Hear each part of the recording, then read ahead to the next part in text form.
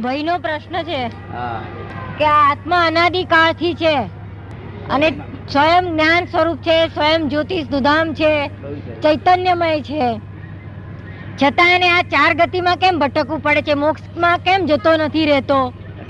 એના અનુસંધાન કર્મના આવરણના હવે એનો જો જવાબ એવો હોય અનુસંધાનમાં કે આ કર્મનું આવરણ છે, સંચિત કર્મનું આવરણ છે, તેને લીધે છે, હા તો પછી પહેલું આદિ કર્મ કયું જે એને વળગ્યું કે જે એને વળગ્યું?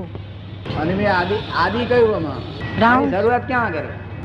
શરૂઆત ક્યાં? હાથ પકડો ને. આ જગત બધું રાઉન્ડ જ છે, બધી બાબતમાં રાઉન્ડ જ છે, એની શરૂઆત જ નથી. નો બિગિનિંગ અને એન્ડ નથી. જેની શરૂઆત હોય તેનો એન્ડ હોય. સમજ પડી ને? આનો એન્ડ નથી અને શરૂઆત નથી. જેને આ સંસાર ન પોસાતો હોય, જેને કડવો લાગતો હોય, સ્ત્રી પણ કડવી લાગતી હોય, પૈસા પણ કડવા લાગતા હોય, મિલો પણ કડવી લાગે, તેને છે તે મુક્તિ ભણી વાત કરી કે આપણે હવે છૂટા થઈ જઈએ, આપણે દુકાન કાઢી નાખી. શું કરવાનું? સંસારની દુકાન કાઢી નાખી જાય એટલે જે તે ભાવનો માલ વેચી દઈને મુક્તિમાં. ને મૃત્યુ શું છે?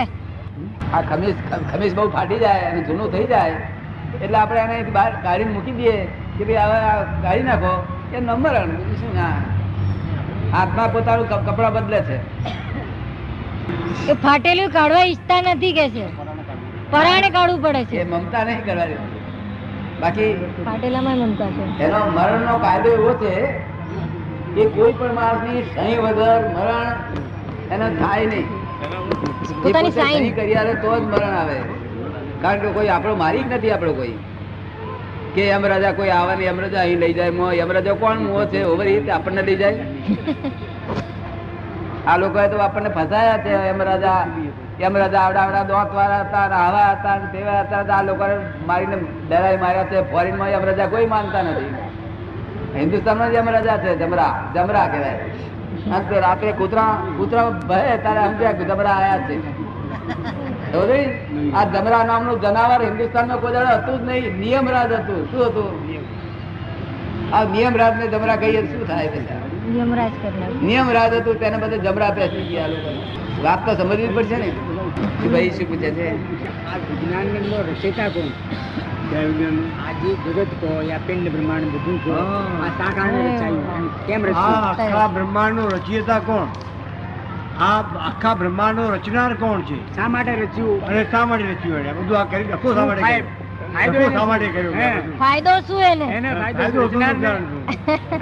તમને કોણ લાગે છે હા રચનાર કોણ છે? એ મને પ્રશ્ન પૂછશો તો મજા નહીં આવે. તમે એનો પ્રશ્ન વિવરણ આપો. ભલે તમે ખોટું જાણતા છો. ઠીક કરી આપીશ તમે. અત્યારે શું જાણો છો?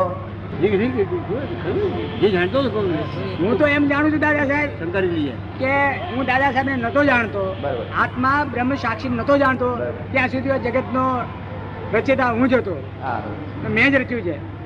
એટલે જયારે જાણતો થયો ત્યારે આમ કઈ પ્રશ્ન ઉત્પન્ન થતો જ નથી જાણવાનો કે આ જગત નો કોઈ.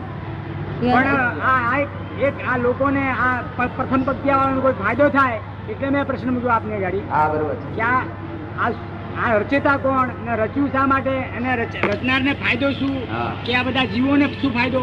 આનું કઈ વિવરણ આપો થોડા ઘણું તો સારું. બસ એમ કે છે કે જ્યાં સુધી હું જાણતો નતો ત્યાં સુધી મને એમ હતું કે આ બધાનો રચયિતા હું પોતે જ છું કે છે.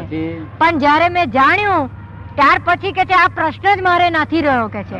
આ પ્રશ્ન તો મેં એટલા માટે પૂછ્યો કે આ બધાને આ લાભ થાય, આપ કઈ વધારે ફોડ પાડો એના વિશે આપ વધારે કહો, એટલા માટે હું આ પ્રશ્ન તમે એકલા જ પૂછાયા હતા. કોઈ પૂછાયા જ નથી.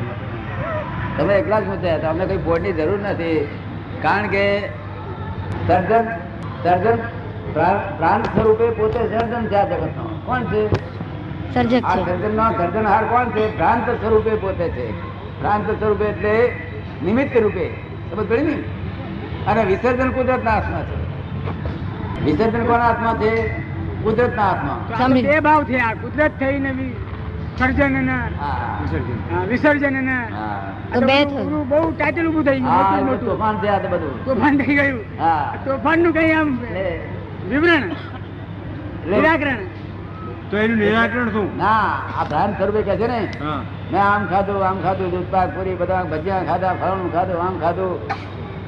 એ ખાવાનું બધું એ એનો સ્વતંત્ર એ સર્જન કરનાર છે. શું છે? સર્જન કરનાર છે. એ ભ્રાંતિ છે, ખરેખર રીતે નથી. આ ભ્રાંતિ સમજવા માટે. અને મહીથી આવ્યા પછી જે ખોરાક ખાધો તે પાછો બહાર નીકળવાનું તો ખરો જ ને. હા તે એના હાથમાં નથી, તે ઉપરથી કુદરતના હાથમાં છે. હાજરો બહાર નીકળવાની આત્મા નથી, એ તો કુદરત કોઈને આત્મા ગેસ છે. એ gastric gas trouble થાય જ નહીં. ભાઈ કુદરત આત્મા. દરેક પ્રયત્ન કરીએ, પુરુષાર્થ કરીએ, દરેક સર્વસ્વ જતું રહે. એટલે કે વિરેચક કોઈ પદાર્થ ખાઈએ તો શરીરે નેતિ ધોતી ત્રાટક જે યોગના માર્ગો છે અનાદિકાળના એ બધું થઈ શકે છે, ઓલેન સોલ થઈ શકે છે. કોઈ એ ન થઈ શકે કાળા માનવીથી, એવું કોઈ બને જ નહીં કોઈ દાડો. એ તો કે આપણે કે જુલાબ લઈએ કે કઈ યોગ કરીએ એ બધું લેવું પડે, ડખો પણ કરવો. એ બધો ડખો કરવો પડે, ભણવું પડે ને. ડખો કરવો પડે. મારે સમજ પડે ને, એ બધો ડખો કરવો પડે. જુલાબ લેવું ને એ આપણા હાથની સત્તા નથી, એ કુદરતની સત્તા છે. તો કુદરત રહીને પછી આપણે તો ના રહ્યા ને પછી. ખૂબ છો જ ક્યાં છે? અત્યારે કુદરતના 15 સગંજામાં જ છો. કુદરતના સગંજામાં જ છો. ઘણું છૂટવું છે, માથાફોડ કરો છો પણ કશું વળતું નથી. એને એ જ પથારીમાં, એના જ ખાટલામાં આમ ફર્યા કે તેમ ફર્યા અને ઊંચે ચડી ગયા, પણ એનો હવારમાં ઉઠો થાય એનો જ ખાટલો ભર્યો હોય. જો ના ના, એવું તો છે જ નહીં. એટલે આ સગંજામાં છૂટવા માટે શું કરવું જોઈએ કે આપણે કોણ છે જાણીએ તો આના સગંજામાં છૂટાય નહીં. એ તો કઈ મનનો વિષય નથી ને, એ તો કઈ મનનો વિષય નથી ને. વાણીનો વિષય નથી ને. હું આ કોણ મનનો છું એ તો. વિષય નથી. વાણીનો વિષય નથી. મનનો પ્રાણનો વિષય નથી, તો પછી એ નિર્વિષય છે. વિષય જ નથી એમ. હા, એ કેવી રીતે જાણવું? એક જ્ઞાની પુરુષ ને પાસે અહીંયા આગળ તમારે નામ લખાવી દેજો. ત્યાં આગળ જો જરૂર હોય તો, જો ઓપરેશન કરવું હોય તો નામ લખાવી દેજો, ના કરવું હોય તો તેનો વાંધો નથી. આપણે ફી નથી. તમે નામ લખાવો તો ફી નથી, ના લખાવો તો વાંધો નથી. આ વ્યક્તિગત આજે મેં સમાજગત ચર્ચા બાબતમાં પૂછ્યું કે તમારો વિષય શું છે, એ જરા આગળ જણાવો. આવો.